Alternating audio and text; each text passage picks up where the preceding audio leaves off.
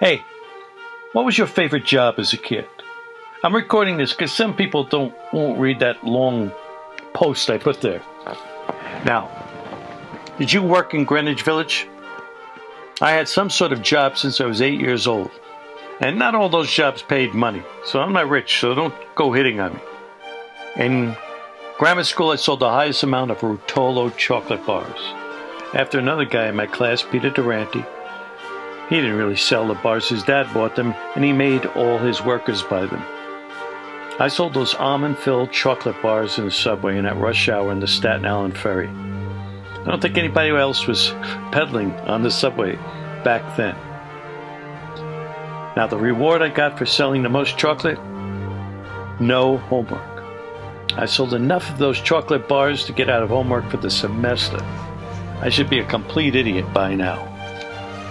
I worked at the Board of Elections on 80 Varick Street. My grandmother was second in charge of the Board of Elections.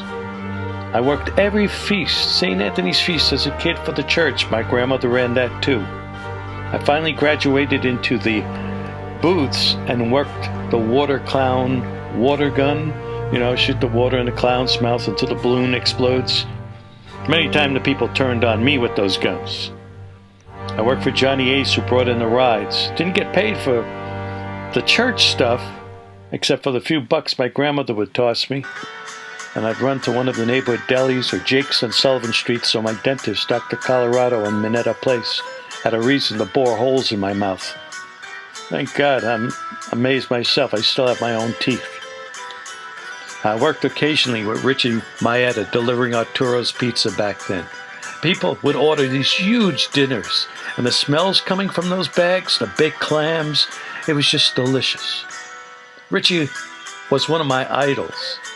I mean, he always had a wad of bills. All I had was a few coins in my pocket. Come to think of it, I think he had that because he didn't pay me either.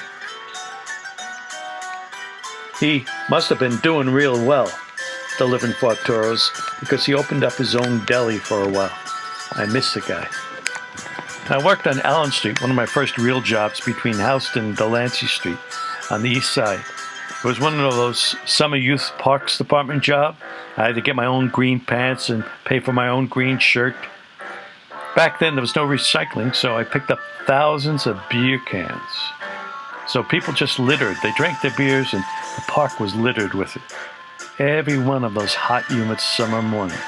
And those beer cans stunk to hell. My boss in the parks department, a little guy, Jimmy Burrito, he should have been doing that work. But he was hanging out with the hookers who worked Delancey Street in the senior center. Matter of fact, one day the big honchos from the Parks Department showed up unexpectedly.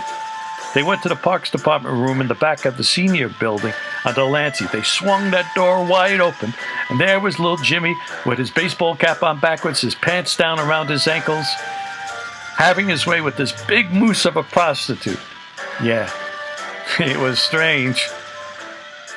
His reward, they moved him to Riverside Park. That was it in those days. Of course, the big buck stuff, the jobs, I never got. I bet you Mikey Ergo did. Those guys who sold the full cartons of cigarettes and fireworks, always had wads of bills in their pocket. But I got some stories. My favorite job was working as a messenger for the New York Post. I got to gallivant throughout the city for 6 to 8 hours a night after school.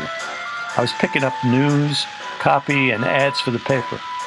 I got to hang out with all the big shot editorial writers in their brownstones late at night while they made last-minute changes to the copy. I got to go to the Brill Building and see young aspiring songwriters like Paul Simon and John Denver. Now, they weren't big shots back then, they were just struggling. But John Denver always stood out. You could pick him out 2 blocks away. He had this face that just shone. He looked like a human frog. Now, my favorite part of that job was I got to pick up copy from the scantily dressed women and the massage parlors that ran all those back page ads in the Post. Back then, that was the only place you'd find someone who looked like that, unless you stared at your Farrah or Raquel Welch poster. People just didn't look like that. Now, what was your favorite job? Did you work in the village? Now, if you listen this far, you should be a scholar. If you read the post this far, you're even a bigger scholar. Oh, by the way, Merry Christmas and Happy Holidays. It may not be politically correct to say Happy Holidays, so happy to you and your loved ones.